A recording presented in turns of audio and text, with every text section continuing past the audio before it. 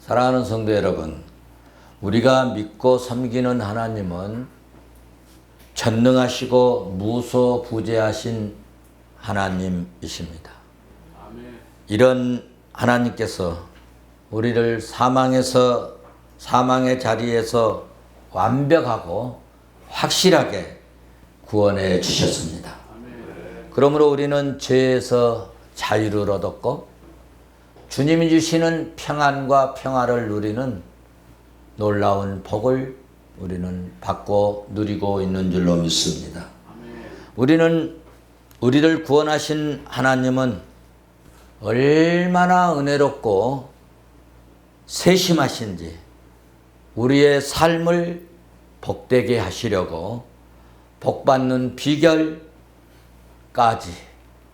복받는 방법까지, 복을 받을 수밖에 없는 신앙생활의 지침을 말씀해 주시고 그 지침대로 살면 반드시 약속대로 복을 주셨습니다. 아브라함에게도 그렇게 하셨고 이삭에게도 그렇게 하시고 야곱에게도 자기께로 살려고 몸부림치고 애쓰고 잔머리 쓰고 그렇게 할 때는 온갖 고난이 있었고 인생이 풀리지 않았지만 하나님이 말씀하신 지침을 따라 살 때 측량 못할 하나님의 축복을 받아서 마침내 12지파의 아버지가 되는 복을 받았습니다. 그러므로 우리가 섬기는 하나님은 우리의 행적, 우리의 행동, 우리의 말과 행동하는 모습을 불꽃 같은 눈으로 살피시고 그리고 평가를 하시는 하나님이십니다. 그래서 사무엘상 16장 7절에서는 하나님은 뭐를 보시지 않는다고 그랬죠? 사람의 외모를 보시지 않는다. 사람의 외모를 보시지 않는다.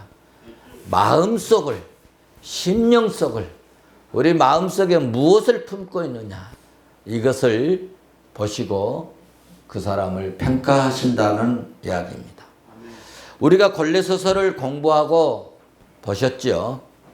하나님은 어떤 분인지를 예수 그리스도 안에 모든 보화가, 예수 그리스도 안에 모든 지혜가, 예수 그리스도 안에 모든 복의 근원 되심을 말씀해 주시고 그리고 우리가 어떻게 신앙생활 해야 되는지를 사도 바울을 통해서 가르쳐 주셨습니다. 그렇게 하신 것은 평가해서 상 주시려고 그러신 줄로 믿습니다. 오늘 또 본문 골로새서 3장 말씀은 옛사람을 벗어버리고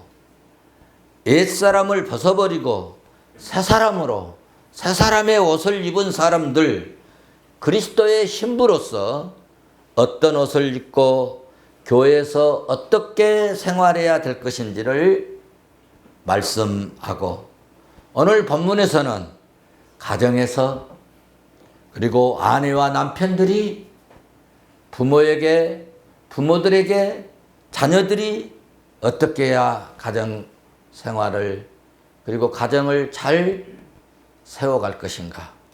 그리고 우리가 세상에 나가서 직장 생활하고 사회 생활하는데 직장에서는 윗사람과 아랫사람들이 어떻게 행동해야 될 것인가를 잘 말씀해 주고 있습니다. 오늘 본문 말씀을 받고 우리가 생활 속에서 혹은 삶의 현장에서 잘 적용하고 오늘 이 말씀대로 우리가 행동하고 믿음 생활을 한다면 하나님의 크고 놀라운 은혜와 평강이 우리에게 임할 줄로 나는 믿습니다. 하나님의 놀라운 사랑과 축복이 이 말씀을 붙들고 사는 우리에게 반드시 허락될 줄로 믿습니다. 믿음대로 될지어다. 사랑하는 성도 여러분, 우리가 가까운 사람에게 대하는 것을 보면 그 사람의 인격, 그 사람의 성격, 그 사람의 됨됨이를 대충 알 수 있습니다. 그러니까 우리 남편은 어떤 사람이다 하는 것을 가장 잘 알 수 있는 사람이 아내이고, 아내가 어떤 사람인가를 가장 잘 알 수 있는 사람이 남편이고, 또 세상에서는 우리 목사님이 어떤 분인가를 잘 알 수 있는 것은 우리 성도들이고, 여러분들이 어떤 신앙관으로 살고 있는가를 잘 알 수 있는 것은 여러분 담임 목사입니다. 다른 교회, 다른 성도들이 잘 알 수 없습니다. 한번 가서 뭐 설교하고 집회하고 온다고 해서 뭐 그분의 인격, 성격, 성품, 품성 이런 것을 확실하게 알지 못하지요. 자녀들도 내 아이는 어떤 성격이다 라고 부모는 잘 압니다. 그래서 우리가 가까운 사람에게 정말 믿음을 잘 보이면서 살면 좋겠습니다. 오늘 본문에서 그리스도인들이 지켜야 할 생활의 법도에 대해서 아주 디테일하게 말씀하고 있습니다. 여러분 3장 18절에서 아내들에게 먼저 말씀하고 있습니다. 왜 아내들에게 먼저 말씀했을까 했을 때 서철원 박사님은 교회 안에 여성들이 훨씬 더 많다는 거예요. 남자보다. 그래서 아마 여자에게 먼저 말씀을 한 것 같다 그렇게 표현하셨습니다. 아내들에게 먼저 말씀을 하는데, 하나님은 남자와 여자를 만들어 가정을 세우면서 남편을 아내의 머리로 세우셨다는 것입니다. 에덴 동산에서 여러분 첫 번째 범죄 이후에는 하나님께서 특별히 더 남편의 이 권위 아래 아내를 두셨다는 것입니다. 왜 그랬을까요? 아내가 범죄를 유발시켰기 때문입니다. 그러므로 아내들은 남편들에게 복종해야 한다는 것이 성경의 가르침입니다. 오늘 본문 18절 말씀을 봐보세요. 아내들아 남편에게 복종하라. 이는 주 안에서 마땅하니라. 여자분들 잘 들으세요. 남편에게 복종하는 것이 마땅하다. 아내가 남편에게 복종하는 것은 자신이 부족하거나 또 남편이 두려워서가 아닙니다. 첫째는 하나님의 명령이고 두 번째는 주 안에서 한 몸을 이루었기 때문에 남편을 사랑하고 남편으로 인정해 주는 것입니다. 그러면 남편은 어떻게 할 것인가? 무조건 나에게 복종해야 된다라고 생각하고 살면 되겠습니까? 그래서 오늘 남편들에게 또 하나님은 말씀합니다. 19절에서 말씀합니다. 남편들이 아내를 사랑하며 괴롭게 하지 말라. 남편이 아내를 사랑하는 것은 남편의 첫 번째 의무이고 마지막 의무인 것입니다. 남녀 간의 사랑은 남자가 하고 여자는 사랑을 받는 그런 관계인 것입니다. 서 교수님은 19절 주석에서 이렇게 말씀하셨습니다. 여자는 부드러움과 따뜻함으로 남편을 감싸므로, 이 남성들은 야성이 있는데 그 야성 곧 거칠음을 내려놓고 남편이 사람답게 살도록 한다는 것입니다. 그러니까 이 남편이 남편다운 남편을 만드는 것도 어떻게 보면은 여성의 상당한 책임이 있다, 그렇게 느껴집니다. 여자는 부드러움과 어떻게 하라고요? 따뜻함으로 남편을 어떻게 하라고요? 감싸주라. 남편을 감싸주라. 그래야 그 야성 있는 그 거친 그런 남자들도 그것을 내려놓고 사람답게 살아간다는 그런 이야기입니다. 남편은 아내의 생존을 책임질 뿐만 아니라 사랑도 해줘야 한다는 것입니다. 남편이 아내를 사랑하는 것은 아내의 생존을 평생 책임지는 것을 말합니다. 그리고 누구 사랑합니까? 뭔가 책임을 지어줘야 돼요. 믿습니까? 남편이나 아내나 서로 존중하고 인격적으로 대우하고 서로 사랑하면서 합당한 대우와 섬김과 봉사를 하면서 살아야 됨을 성경은 우리에게 교훈해 주고 있습니다. 우리 푸른성교회 성도들은 주님이 기뻐하는 부부가 될 수 있기를 주의 이름으로 축원합니다. 가정에서 그러면 자녀들은 어떻게 해야 될 것인가에 대해서 오늘 3장 20절에 말씀하고 있습니다. 자녀들아, 모든 일에 부모에게 순종하라. 무슨 일에? 모든 일에 부모에게 순종하라. 이는 주 안에서 기쁘게 하는 것이니라. 아멘. 여러분, 부모는 자식들을 낳기만 하면 되는 것이 아닙니다. 출생 후에도 자녀들의 모든 모든 생활을 책임져야 되는 것입니다. 바른 사람이 되도록 가르치고 하나님을 잘 섬기는 바른 믿음, 바른 생활을 갖도록 지도하고 교육하고 인도하며 사회생활을 하는 데 있어서도 필요한 모든 교육을 받도록. 그래서 우리나라에는 국민의 3대 의무가 있죠. 납세 의무가 있고 또 무슨 의무가 있어요? 국방 의무가 있고 그리고 또 무슨 의무가 있어요? 교육 의무가 있어요. 교육을 안 시킨다. 내 자녀들 내 마음대로 한다. 그러면 국법을 위반해 가지고요 고발하면은 잡혀갑니다. 아이도 양육해야 될 책임이 있는데 이 책임을 지지 않고 방치하잖아요. 방치한 거를 뭐라고 그러죠? 방임하잖아요. 방임하면 그것도 처벌을 받는 것입니다. 그래서 우리 예수 믿는 사람들은, 예수 믿는 성도들은 하나님을 잘 섬기도록 첫 번째로 잘 지도하고 교육하고 믿음으로 살도록 권면하고 이렇게 해야 하는 것을 성경이 지금 이야기하고 있어요. 네 기분대로 살아라. 네 마음대로 살아라. 네 감정대로 살아라. 네 마음 내키면 교회 와라. 그게 아닌 것이에요. 교육을 해야 돼요. 가르쳐야 돼요. 지도를 해야 해요. 안내를 해야 돼요.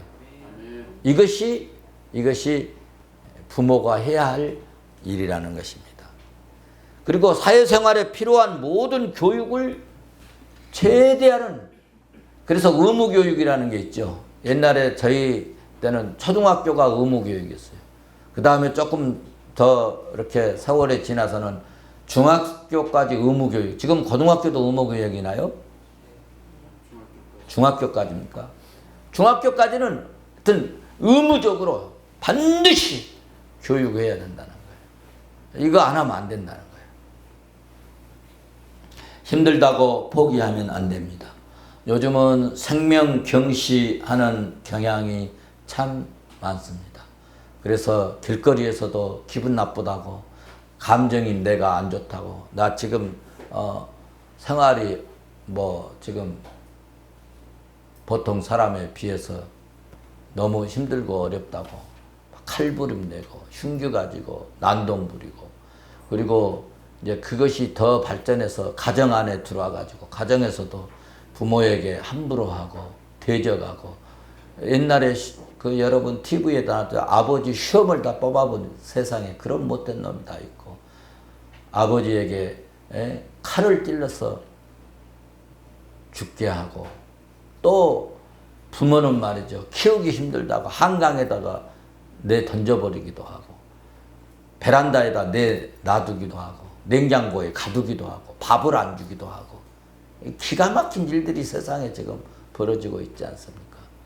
그러는 것, 이 참 엄청난 이런 악한 시대에 우리가 오늘 이렇게 살아있는 것도 정말 좋은 부모 만났고, 여러분, 하나님의 은혜인 줄로 믿습니다.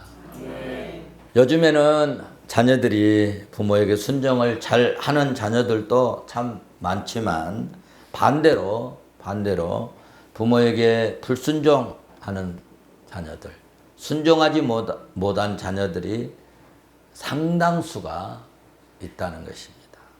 그 이유는 에덴 동산에서 창조주 하나님께 반역한 후에 첫 부모들이 자녀들을 생산을 하였습니다. 그러므로 그 반역의 성향이, 하나님께 반역한 그 성향, DNA가 여러분 그 모든 자녀들에게 전수됐다 할까요? 임했다 할까요? 갖게 되었는데, 따라서 부모에게 순종하는 것이 마땅한 일이 되지 못하게 되어버렸다는 것입니다.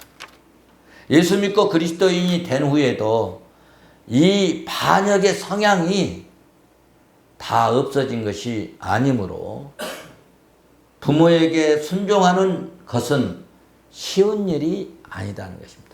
자, 그래서 오늘 부모에게 순종하는 것은 그러므로 쉬운 일이 아니다. 왜냐하면 그 DNA가, 이 에덴 동산에서부터 범죄한 그 DNA가 흘러 내려왔다는 거예요. 그래서 오늘 본문에서 사도는 부모에게 순종하라고 공고하고 있는 거예요. 순종 잘할 것 같으면 뭐하라고 공고하겠습니까? 부모에게 순종하라. 자꾸 성경적으로 우리가 자꾸 공고하고 권면하면 나도 몰래 예가 나옵니다. 그렇게 하겠습니다. 교회에서도 막 불순종하다가도 자꾸 순종해야 복 받는다, 순종해라, 복종하라 자꾸 하다 보면 나도 몰래 아멘이 나옵니다. 할렐루야. 그래서 오늘 순종하되 선별해서 하는 것이 아니라 모든 것을 부모에게 뭐 하라겠어요? 순종할 것을 명령하셨다는 것입니다. 자녀들이 부모에게 순종하면 아버지의 권위가 세워지고, 그리고 가정이 바로 세워진다는 것이 성경적이고, 그리고 서교수님의 지론입니다. 교회에서도 마찬가지입니다. 우리 푸른성 교회 성도들은 순종하는 자녀들, 순종하는 성도들, 순종하는 정말 말씀 따라 사는 그런 자녀들 될 수 있기를 주의 이름으로 축원합니다. 가정 제도가 바로 세워지는 길은 아내가 남편에게 순종하고, 자녀들이 부모에게 순종하는 것입니다. 이 길로 가정 제도가 유지되도록 우리가 이 말씀을 따라 생활해서 일륜 사회가 될 수 있기를 주의 이름으로 축원합니다. 그래서 우리 푸른성교회 성도들은 가정이 정말 좋은 가정, 행복스러운 가정, 하나님이 복 주시기를 기뻐하는 가정 될 수 있기를 주의 이름으로 축원합니다. 그러면 아버지는 자녀들에게 어떻게 할 것인가? 3장 21절에서 말씀하고 있습니다. 아비들아, 너희 자녀들을 경록해 하지 말지니 낙심할까 함이라. 왜 이렇게 말씀하셨을까요? 가정에는 주로 누가 명령합니까? 아버지가 명령을 합니다. 그럴 때 가격한 명령을 하여서 아이들이 화를 내도록 감정을 자극하고 그러면은 이 감정이 아주 나쁜 감정이 유발되고 또 부당한 명령을 하고 경우에는 합당하지 않은 명령을 하여서 아이들을 화나게 할 수도 있다는 것입니다. 이렇게 하면 아버지의 명령을 거부할 수도 없고 순종할 수도 없는 그런 상황이 되어 아이들이 낙심하게 된다는 것입니다. 이거 아버지 말씀 안 들을 수도 없고, 이거는 정말 들을 수도 없고, 어떻게 해야 돼? 그래서 낙심할 가능성도 있다는 것입니다. 그러니까 아버지가 자녀들의 인격을 별로 고려하지 않고 자존심이나 인격적인 독립심이나 수치심 등을 고려하지 않고 명령하면 이럴 때 아이들이 상처를 입고 인격이 침해된다고 여겨져서 아이들이 막 화를 버럭버럭 내게 된다는 것입니다. 이것은 서 교수님이 주석에 넣은 내용입니다. 아이들은 아버지의 명령으로 자기가 원하는 바를 할 수 없게 된다고 여길 때 낙심합니다. 부모가 아이들을 화나게 하면 아버지를 미워하게 되고 아버지를 사랑하고 존경해야 되는데 아버지가 너무 아이들을 노엽게 하고 그리고 경록해 하면 아버지가 미워진다는 것입니다. 왜 우리 아버지는 저럴까? 이웃집 아버지는 잘하는데 하면서 아버지를 미워하게 된다는 것입니다. 그래서 큰 상처를 받게 되고 큰 상처를 받을 뿐만 아니라 심하게 인격적인 모욕감을 느끼게 되면 죽이고 싶은 심정이 되고 그리고 죽이려던 그 생각을 실제로 마음먹고 그렇게 하기도 한다는 것입니다. 그러니까 아버지들 아이들한테 함부로 하면 안 돼요. 아이들이 죽이고 싶은 생각이 막 올라올 때도 있다는 것입니다. 그래서 여러분 마음이 중요합니다. 그러므로 우리 성도들은 생각을 좋게 하고 마음으로 항상 그리스도의 성품을 담게 해달라고 여러분 기도하시고 우리가 자녀들을 키울 때 하나님의 아이들을 내가 맡아서 키운다고 하는 사실을 잊지 말아야 된다는 것입니다. 내 마음대로 키워도 된다고 하는 이런 생각을 갖는 것은 착각이라는 것입니다. 자녀는 하나님이 주신 선물인 것을 여러분 꼭 기억하십시오. 이제 마지막으로 종에게 명령합니다. 22절, 23절 말씀 보면 하나님의 백성들이 꼭 기억해야 할 것이 있습니다. 그것은 뭐냐 하면 전능하신 하나님은 불신해서도 안 되고 전능하신 하나님을 창조주 하나님을 여러분 불신해도 안 되고 그리고 한 가지 하나님을 믿는다고 현실을 무시해도 안 된다는 것입니다. 믿음으로 결코 허공에 떠있는 구름 같은 헛된 것이 아니라는 것입니다. 우리 예수 믿는 성도들은 이 현실 속에 하나님의 뜻이 이루어지게 책임이 우리에게 있다는 것을 여러분 꼭 기억하시길 바랍니다. 이 현실 안에 하나님의 뜻이 이루어지도록 기도하고 또 그렇게 되도록 믿을 수 있기를 바랍니다. 그래서 여러분 요즘 노사가 많이 갈등하고 노사 간의 극단적인 이기주의로 치닫고 있습니다. 성경은 열심히 땀 흘려서 노동해서 소득을 취하도록 말씀하고 있습니다. 노사가 각자 책임을 다해야 함을 성경은 늘 우리에게 교훈을 합니다. 무슨 일을 하든지 그것이 다 주님을 섬김인 줄 알면 최선을 다할 수밖에 없다는 거예요. 그러니까 여러분, 교회 생활하고 또 직장에 가면 하나님이 없는 것으로 생각하면 안 되는 것이에요. 직장에도 하나님이 계시고 하나님이 불꽃 같은 눈으로, 제가 서두에 말씀드렸잖아요. 하나님은 불꽃 같은 눈으로 우리를 살피신다는 거예요. 사람들은 안 봐도, 사람은 못 봐도, 사람들의 눈은 피해도 하나님의 눈은 피할 수가 없는 거예요. 그래서 무엇을 하든지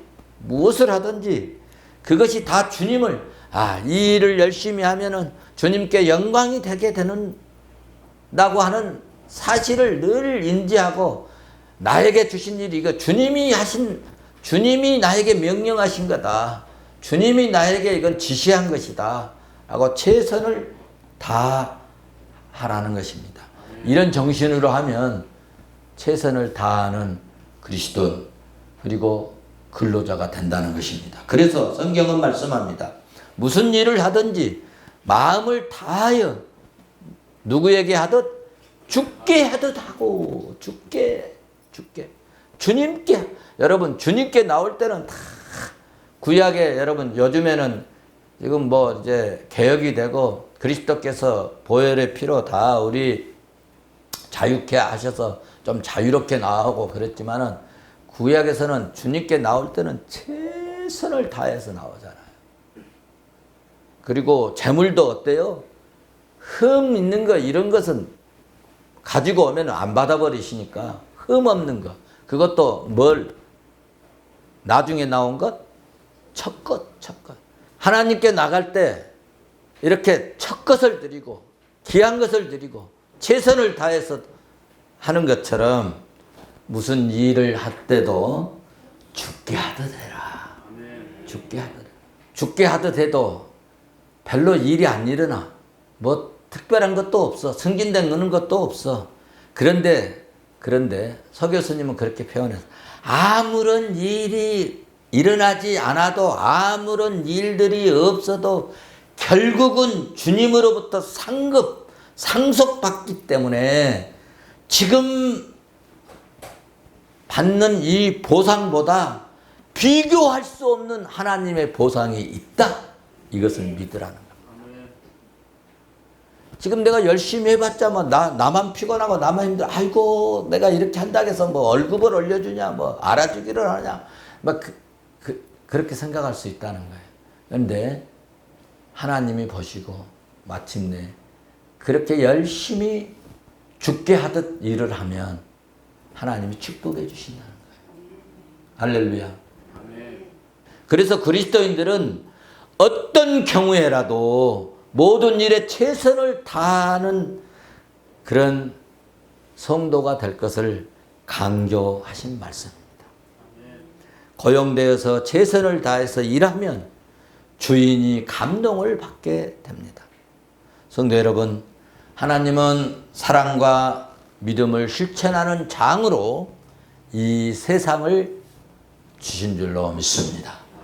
여러분의 이 믿음 생활 실천하는, 사랑을 보이는 이런 그 무대를요, 여러분의 직장, 여러분의 사업장을 주신 거예요. 그러니까 그곳에서 사랑을 보이고 믿음의 실천을 잘 할 수 있도록. 할렐루야. 그러면 하나님께서 유업의 상을 주신다고 오늘 약속하셨습니다. 25절 말씀을 봐보십시오. 불의를 향하는 자는 불의의 보응을 받으리니 주는 외모로 사람을 취하지 않으신다라고 말씀하고 있습니다. 사랑하는 성도 여러분, 우리가 이 세상을 살면서 하나님의 청지기로 충성스럽게 살았으면 좋겠습니다. 그렇게 살아가십시오. 3장 마지막 주석에 심판 때 모든 사람은 자기의 행한 대로 어떤다고? 갚음을 받을 것이다. 자기의 행한 대로 갚음을 받을 것이다 라고 말씀합니다. 여러분 이거는요 교회 밖에서도 마찬가지입니다. 세상도요 진실한 사람은요 진실을 국민들이 알아줍니다. 근데 진실하지 못한 사람들은요 아이 저 사기꾼이야. 아유 저놈 야 나쁜 놈이야. 다 알아요. 다 알아. 다 알아. 하물며 창조주 하나님께서 전능하신 하나님께서 전지전능하신 하나님께서 불꽃 같은 눈으로 살피신 하나님께서 그거 모르시겠습니까? 우리 오늘 말씀을 가슴에 새깁시다. 그리고 직장에서나 가정에서나 또 사람이 있을 때나 없을 때나 항상 주님이 보고 계신다. 주님이 나를 살피신다 라고 생각하고 일을 할 때나 또 어떤 태도를 취할 때도 주님이 행한 대로 갚으신다는 것을 이해하시고 믿음으로 세상을 살았으면 좋겠습니다. 이제 말씀을 맺습니다. 세상 논리로 우리 성도들은 세상 논리로 자기 편만 잘했다고 막 그러지 말고 아니면 아니라고 얘기하고 이것은 불의한 일이라고 얘기할 수 있어야 되는 거 아니겠습니까? 하나님은 각 사람에게 동등하게 대우하신다는 사실입니다. 행한 대로 대우하시고 행한 대로 여러분 갚으시는 하나님이신 줄로 믿습니다.